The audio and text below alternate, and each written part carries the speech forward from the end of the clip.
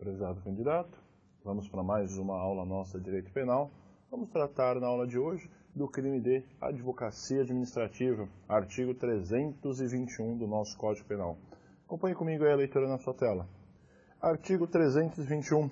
Patrocinar, direto ou indiretamente, interesse privado, perante a administração pública, valendo-se da qualidade de funcionário. Detenção de 1 a 3 meses ou a figura de multa. Verbo núcleo do tipo, senhores, patrocinar. O nosso verbo essencial aqui é o verbo patrocinar.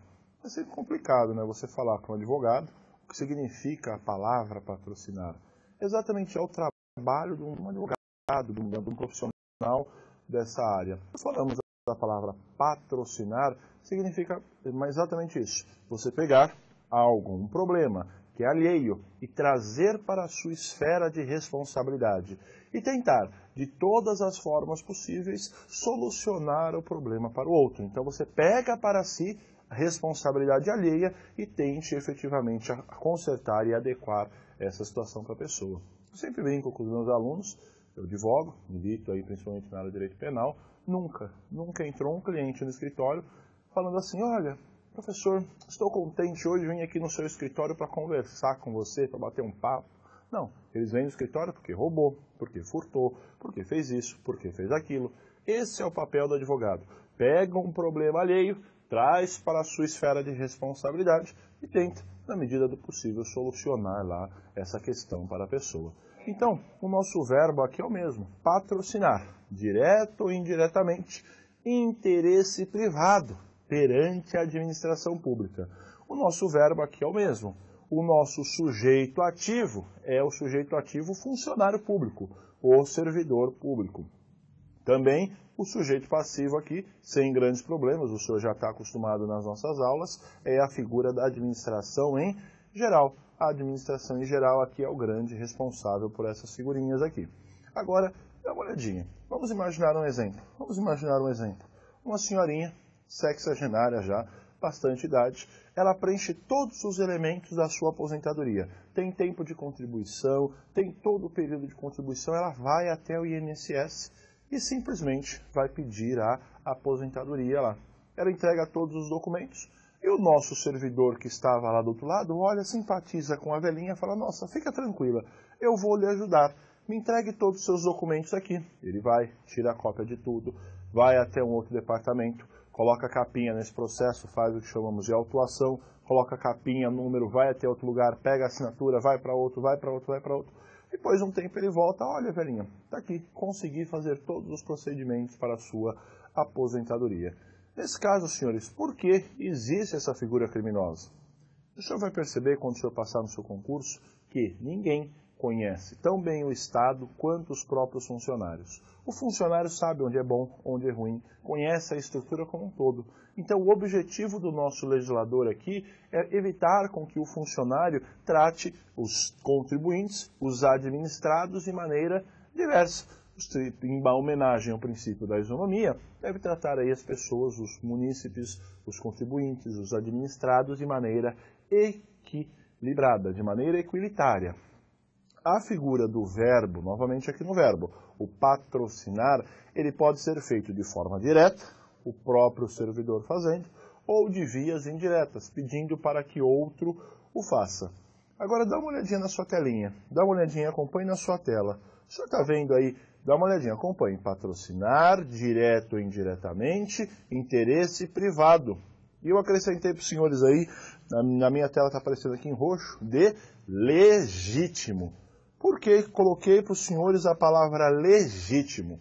Que é extremamente importante o senhor lembrar que nessa figura do caput do nosso artigo 321, o nosso exemplo, a velhinha, efetivamente teria o direito à aposentadoria. Ela teria o direito à aposentadoria pelo fato de ter o período completo lá das contribuições ou o período da idade. E o funcionário simplesmente ajuda esse contribuinte a conseguir, no nosso exemplo, a sua aposentadoria. Repare, nesse caso não existe qualquer vantagem em relação ao funcionário, não tem absolutamente nada. Ele simplesmente patrocina, ele simplesmente auxilia o interesse alheio perto e perante a administração pública. Beleza, senhores? Figurinha bem simples. Agora o senhor deve lembrar a figura da advocacia administrativa qualificada. E aqui, lendo o artigo 321, parágrafo único, o senhor vai entender por que eu coloquei a palavra para os senhores interesse legítimo na figura do caput, lá em roxinho na sua tela quando apareceu. Justamente para o senhor não confundir a figura do caput com a figura do parágrafo primeiro. Eles são efetivamente diferentes. Acompanhe comigo a leitura. Acompanhei. Se o interesse é ilegítimo, pena de detenção de 3 meses a 1 ano, além da penalidade de multa. Primeira característica aqui. O nosso servidor, nessa figura do caput, na figura da advocacia administrativa qualificada, ele vai patrocinar perante a administração pública um interesse ilegítimo. No nosso exemplo aqui, vamos imaginar que agora a velhinha não tem o tempo de contribuição e ela também não tem a idade para a aposentadoria. Nesse caso, ela não teria o interesse perante o Estado e o nosso servidor vai efetivamente o patrocinar. Então, nessa segunda modalidade, o nosso delito ele fica qualificado pela figura do interesse, ser ilegítimo. Agora dá uma olhadinha. A pena do nosso artigo caput, ela é de 1 a 3 meses ou multa. A pena da figura do parágrafo único, ela é de 3 meses a 1 ano e multa. Então existe aqui, na figura do interesse ilegítimo, a acumulação aqui com a penalidade de multa. Beleza, senhores? Classificação desse delito é um crime próprio, praticado por funcionário público, aqui nos nossos casos. É um crime formal. Crime formal praticado aqui, crime formal não é nada de praticado, senhores. O crime formal é aquele cujo resultado é dispensável. É um crime comissivo, praticado aí na modalidade de ação, feito pelos nossos servidores ao patrocinar o interesse legítimo. Beleza, senhores? Vamos avançar. Vamos avançar um pouquinho mais. A figurinha da violência arbitrária, artigo 322 do Código Penal. Eu me lembro até hoje desse artigo. Quando eu comecei a lecionar numa escola aqui no centro de São Paulo, e na minha 3ª ou 4ª aula, eu ia ministrar exatamente essa matéria, artigo 322 do Código Penal. Eu ia começar a aula por ele. E sempre, na aula do direito penal, os exemplos eles sempre são muito ricos, porque auxiliam os senhores a efetivamente memorizar o conteúdo.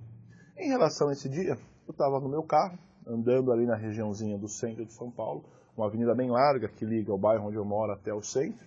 Passei naquela avenida e, de repente, uma avenida de 4 faixas numa mão, 4 faixas no sentido contrário.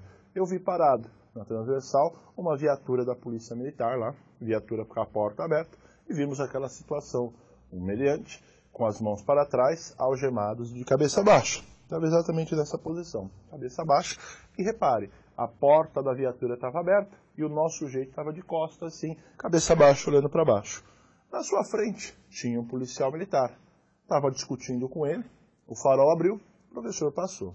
Confesso que eu sou bastante curioso. Fiquei olhando pelo espelho retrovisor porque o farol da frente tinha fechado. Fiquei olhando o nosso policial conversando com o nosso sujeito. Por algum motivo o policial, deu um empurrão nele. Só vi a pessoa caindo dentro do carro, batendo a cabeça na parte de cima ali do porta-mala, os pés para fora e o policial bateu a porta da traseira ali do porta-mala nas pernas da pessoa e saiu cantando o pneu e foi embora. Nesse caso, eu me lembrei e consegui aí efetivamente um exemplo para passar para os senhores em título de violência arbitrária. Esse é o exemplo. Repare, a violência do nosso policial, ela foi uma violência que excedeu aí os limites da legalidade. O nosso furtador, o nosso meliante, ele já estava preso, não oferecia qualquer resistência. Não havia qualquer motivo para o policial empurrá-lo, efetivamente dentro da viatura, e bater as portas nas suas pernas. Nesse caso, o senhor já tem aí o exemplo da violência arbitrária. Vamos ver se isso realmente preenche? Acompanhe a leitura. 322. Praticar violência no exercício da função ou a pretexto de exercê-la. Pena, detenção de 6 meses a 3 anos, além da pena correspondente à violência. Então, senhores, nesse caso, verbo núcleo do tipo praticar. Praticar determina uma atitude positiva. O nosso sujeito faz algo. Mas ele pratica efetivamente o quê? Ele pratica a violência.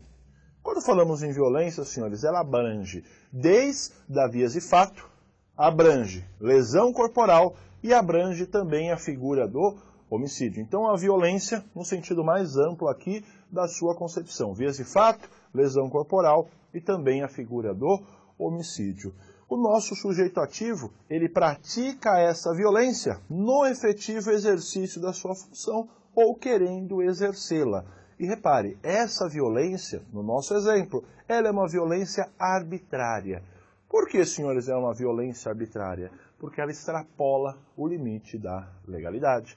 Não tinha razão para o nosso policial efetivamente agir, e ele simplesmente extrapolou desse limite. O senhor não pode confundir. Vamos imaginar um outro exemplo. O policial militar presencia um meliante praticando o delito de roubo. O policial militar desce da sua viatura e fala: para, mão para cima, a polícia, o senhor está preso. O nosso meliante se volta com uma peixeira para cima do nosso policial militar. E nessa situação, o policial militar se defende, reage a essa agressão injusta.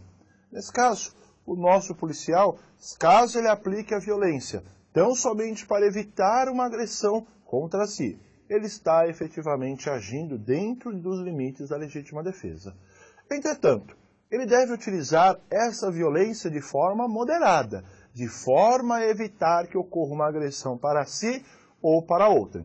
Ele conseguiu deter, conseguiu conter ali o nosso meliante, conseguiu algemar. Já acabou ali o limite da legítima defesa. Se esse meliante, vamos imaginar, preso, já está algemado no chão, o policial vem e lhe dá um chute na barriga, no rosto, em qualquer outra parte. Essa violência, ela passa a ser uma violência arbitrária, porque ela extrapolou os limites da legalidade. Então, nesse caso, o nosso policial vai responder por esse excesso e responde, em especial, pela figura da violência arbitrária. Beleza, senhores? Tranquilinho? Artigo bem tranquilo para a sua prova. Agora, repare na pena. A pena, o nosso sujeito ativo, ele vai responder na figura do concurso de crimes. Como assim, professor?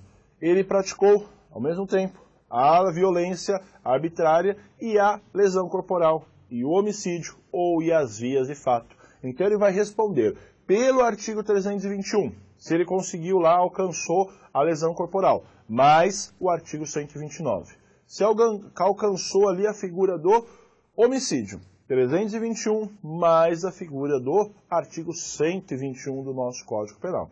Beleza? Tranquilinho, violência arbitrária? Nesse caso, o que o senhor deve lembrar? Esse crime é um crime próprio, praticado por funcionários públicos. Ele é um crime material, porque o resultado naturalístico é indispensável. E é um crime comissivo, pois vem a ser praticado por ação. Beleza, senhores? Agora, o que nós vamos fazer? Vamos estudar um outro caso. Abandono de função. Vamos dar um exemplo. Existem algumas partes dos poderes públicos que têm diversas vantagens para o funcionário. Quando eu era servidor público, era funcionário aqui do Estado, do Poder Executivo do Estado de São Paulo, nós tínhamos a figura do quinquênio. O que significa o quinquênio? A cada 5 anos de efetivo serviço público prestado ao Estado, você teria 5% de aumento e ainda 90 dias da chamada licença-prêmio. Legal, né, senhores? Já pensou 5 anos efetivo, o senhor ganha 5% de aumento mais 90 dias de licença-prêmio. Os 5% de aumento representa um vale-mec, sozinho. Se você for com a namorada, com um amigo, alguém já não dá mais. Vale-mec individual, 5% dá quase nada. Mas os 90 dias de licença-prêmio acaba ficando interessante. Dependendo de onde o senhor trabalhar, já pensou o senhor pegar 90 dias de licença-prêmio? Você vai ficar em casa 90 dias ganhando, dá para o senhor viajar, dá para fazer um monte de coisa interessante, né? E pergunto, esses 90 dias que o senhor ficou em licença-prêmio, o senhor cometeu o crime do artigo 323? E aí, será? Tenho quase certeza que sua resposta foi não cometi, professor. Vamos ver se o senhor cometeu ou não? Acompanhe aí, artigo 323, abandono de função. Abandonar o cargo público, fora dos casos permitidos em lei, detenção de 15 dias ao mês ou a penalidade de multa. Agora, dá uma olhadinha aqui. Quando olhamos para esse crime, o senhor deve responder o seguinte: esse delito, abandono de função, é uma norma penal em branco. Norma penal em branco. Por que, professor, norma penal em branco? Dá uma olhadinha na parte que está em azul na sua tela. Acompanhe aí na sua tela, a parte que está azul. Fora dos casos permitidos em lei. Quem vai dizer, senhores, se é ou não efetivamente abandono de função, não é o direito penal, mas sim o direito administrativo, aquele que vincula o funcionário ocupante de cargo público. Então, senhores, o direito penal precisa de um complemento para esgotar esse entendimento. E quem vai efetivamente dar esse complemento é o direito administrativo, a parte do direito administrativo que regula o cargo ocupado pelo nosso servidor público. Beleza? Tranquilinho? Sujeitos ativo. Quem é o sujeito ativo desse delito? Por óbvio, o sujeito ativo é um funcionário público, desde que ele esteja efetivamente investido no cargo público. Então, funcionário público é o sujeito ativo. E o nosso sujeito passivo, o senhor já sabe quem efetivamente é. O sujeito passivo ali é efetivamente a administração pública em geral. Agora, senhores, é imprescindível que entendamos o nosso verbo, abandonar. Quando falamos no verbo abandonar, significa o quê? Deixar, largar, desistir. Simplesmente você larga seu cargo lá, deixa o cargo lá e vai embora. Simplesmente você não está nem aí para ele. Nesse caso, o senhor deve fazer a seguinte distinção. Vamos imaginar aqui um outro exemplo. O senhor está trabalhando na sua administração pública, no metade do expediente, assim, o senhor voltou do almoço, assim, deu uma fome ali, uma fome gigantesca para o senhor. Você falou, eu preciso sair para comprar alguma coisa. O senhor vai, atravessa a rua, vai até um bar, uma padaria, alguma coisa ali, compra um salgado e volta. Nesse caso, o senhor efetivamente abandonou o seu cargo? Abandonou.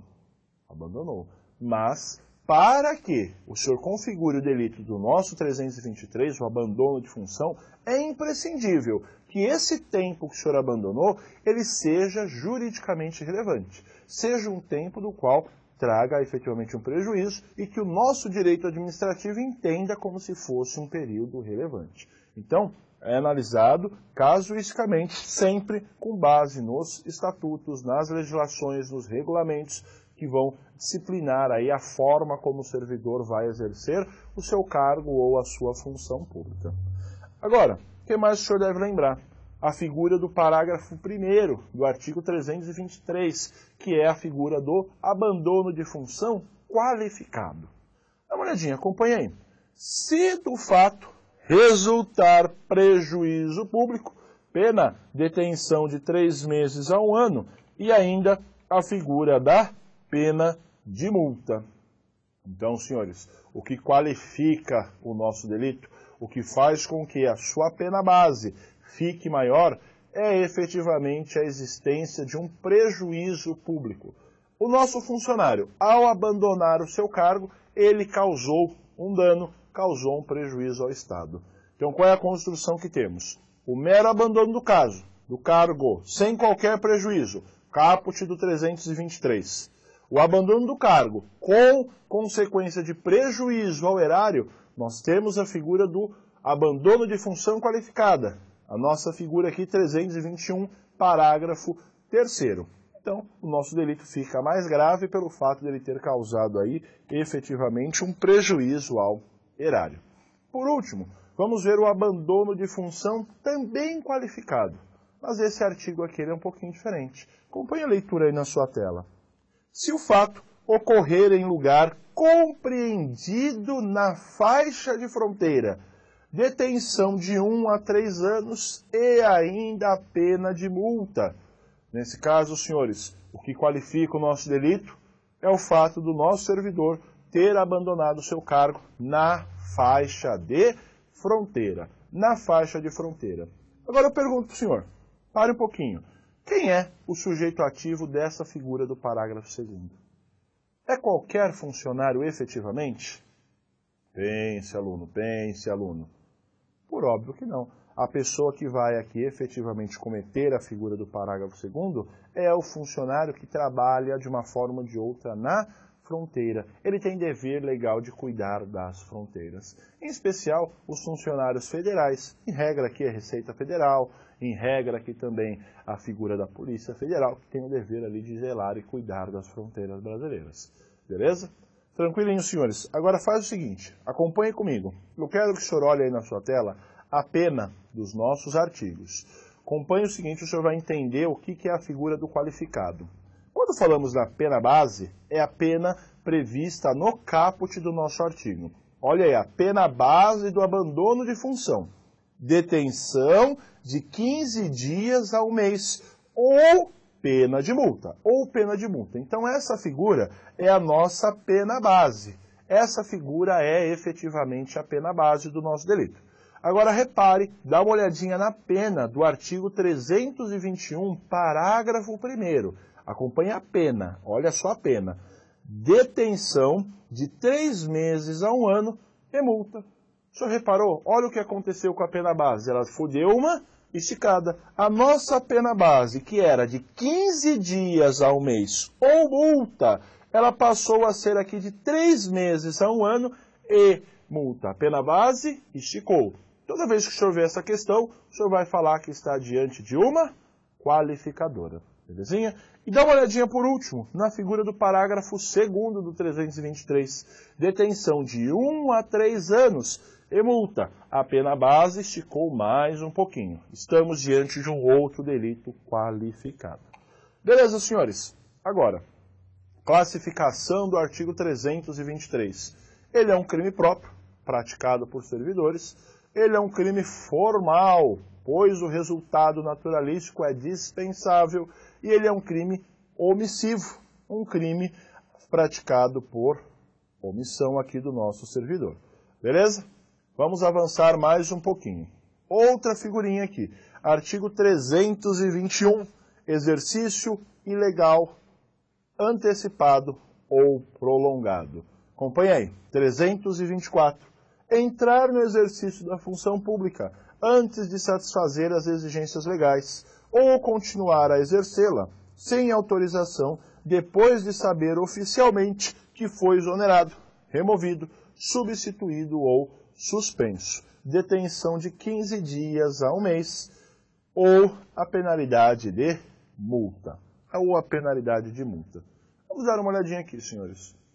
É importante, no primeiro momento, o senhor enxergar uma circunstância. Qual é o ato administrativo que faz com que o funcionário, o nosso particular, se transforme em um funcionário público? Qual é o ato que o transforma o particular em um funcionário? O senhor vai prestar o seu concurso público. Quando o senhor for aprovado, o senhor vai ser aprovado na prova de títulos e documentos. O senhor foi aprovado na prova, o senhor vai sair uma lista, a lista dos funcionários aprovados, e depois vai ser convocado para tomar a posse. O ato de posse é um ato formal do qual transforma o particular em efetivamente um funcionário público. Garanto para o senhor, quando o senhor passar no concurso, o senhor nunca vai esquecer. Esse é o primeiro momento, a data da sua posse. Já dei aula para um número razoável de alunos e sempre aí eu pergunto para os meus alunos: e aí, os senhores lembram do ato da sua posse? Alguns já são efetivamente funcionários, estão sempre galgando aí, procurando outras funções que principalmente remunerem melhor. E tem funcionários ali, alunos meus, que tomaram posse há 15, 20 anos. Eles se lembram efetivamente da data. Teve um aluno meu que tomou posse fazia uns 18 ou 19 anos, e ele lembrava o dia, a hora e como estava o tempo, como é que era o ambiente. Porque esse momento efetivamente marca muito a nossa vida. O senhor nunca vai esquecer. E o segundo momento que o senhor também não vai esquecer é quando o senhor recebe o seu primeiro salário. Esse, meu amigo, o senhor não esquece. Depois o senhor percebe que não vai dar o salário nosso, quanto mais aumentamos a renda, mais queremos uma qualidade de vida melhor. Depois do salário, o senhor vê, o senhor vai continuar estudando para outros concursos, o nosso salário passa a não dar mais para muita coisa. Vamos avançar aí. Repare, o nosso verbo, nossos delitos, o 324, é dividido em duas grandes partes, em dois grandes núcleos. O primeiro é o exercício funcional ilegal antecipado. E a segunda modalidade é o exercício ilegal prolongado. Para o senhor fazer essa distinção, o senhor deve traçar uma linha, assim como essa que deve estar aparecendo na sua tela. Trace uma linha. O marco divisório dessa linha é o ato da posse. Se nós estivermos diante da primeira figura, o exercício funcional ilegal antecipado, nós estamos antes do ato da posse. Se nós estivermos no exercício funcional ilegal prolongado, nós estamos após o ato da posse. Então, nossa primeira parte, vamos estudar o verbo entrar. Ele está antes da posse. E depois, num segundo momento, vamos estudar o verbo continuar, que ele está depois da posse ali do nosso funcionário público. Então, vamos lá. Vamos ler só a primeira parte. Entrar no exercício da função pública antes de satisfazer as exigências legais. O nosso servidor público, senhores, ele vai ingressar, ele vai entrar, vai entregar documentos e vai estar pronto para a posse ali para preencher os seus cargos, sem que ele preencha os exercícios, os elementos necessários para tomar posse. O mais clássico de todos é, vamos imaginar, o senhor está prestando um cargo, um concurso de nível superior, e o senhor só tem nível médio. Nesse caso, você não preenche os elementos para satisfazer as exigências legais. Então, essa pessoa que está prestando, mesmo que seja aprovado em um concurso para nível superior, se ele não tiver o nível superior, ele só tiver, por exemplo, o ensino médio, ele não pode efetivamente tomar posse porque ele não satisfez as exigências legais do nosso edital. Quem vai dizer quais são ou quais não são as exigências, da mesma forma também não é o direito penal, mas sim o concurso público do qual o nosso servidor está efetivamente participando. E ele, mesmo sem preencher, ele entra nesse cargo. Então, estamos diante, nessa primeira parte, exercício funcional e legal antecipado, antes de preencher aí os requisitos. Segundo momento. Acompanhe aí comigo na sua tela. Segunda parte, continuar a exercê-la sem autorização, depois de saber oficialmente que foi exonerado, removido, substituído ou suspenso. Vamos lá, senhores. Nesse segundo caso, o nosso funcionário, ele já é efetivamente funcionário, ele já é funcionário público. Mas aconteceu algum motivo do qual ele não pode mais continuar exercendo o seu cargo, ou ali, ou não continuar mais. Mas mesmo assim, mesmo a partir do momento que ele sabe que não pode continuar, por exemplo, nesse cargo, ele efetivamente vai prolongando a sua estadia ali, a sua participação dentro da administração pública. Então, ele continua a exercer o cargo sem autorização. Não existe autorização da nossa autoridade competente e depois do qual o nosso servidor sabe que foi exonerado, removido, substituído ou suspenso. Essas três figurinhas. Exonerado, em regra, ele é uma ele é uma faculdade do nosso funcionário, do qual ele pede para sair da administração. Olha, eu não quero ficar mais, ele sai da administração pública. A figura do removido é aquele funcionário que é tirado de um setor e ele é levado para outro setor da administração. O funcionário que é substituído, substituir você troca um funcionário por outro, você troca o local de prestação de serviço dos nossos funcionários, troca um com outro. E a figura do suspenso, ela é relacionada a uma infração administrativa. Ele recebeu uma punição de suspensão. Brincamos que ele ficou no gancho, ele vai ficar 1, 2, 3 dias de suspensão. Então, não faça essa confusão aqui. Em relação à primeira parte, ela é antes da posse, e a segunda parte, ela é depois da posse. Sujeito ativo, funcionário público. Sujeito passivo ali, a administração pública em geral. Os dois verbos, entrar, na figura antes da posse, e o continuar, na figura após a posse. Pena de 15 dias a 1 mês, ou a penalidade de multa. Diante disso, nós estamos tratando de um crime próprio, praticado por funcionário, um crime formal, o resultado é dispensável, e um crime omissivo, um crime praticado na forma ativa. Beleza, senhores? Estamos quase acabando já o nosso curso, estamos no 325, falta 325, 326 e vamos fazer aí algumas questões que vêm aparecendo nas provas. Vamos acabando já, bem rapidinho aqui. Artigo 325, violação de segredo funcional. Violação de segredo funcional. Acompanhe aí. Revelar o fato de que tem ciência em razão do cargo e de que deva permanecer em segredo, ou facilitar-lhe a revelação. Pena, detenção de 6 meses a 2 anos, ou a penalidade de multa, se o fato não constituir segredo, se o fato não constituir crime mais grave. 2 grandes momentos aqui, 2 grandes verbos.